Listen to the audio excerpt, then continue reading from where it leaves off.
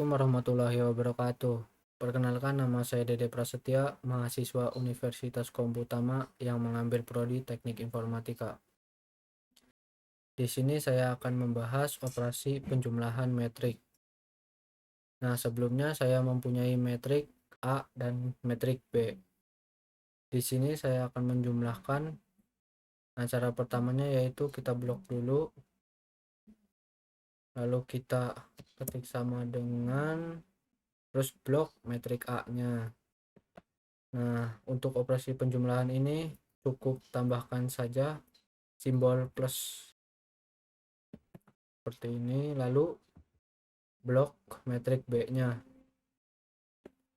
Ctrl Shift Enter. Nah, untuk operasi penjumlahannya sudah selesai. Cukup simpel.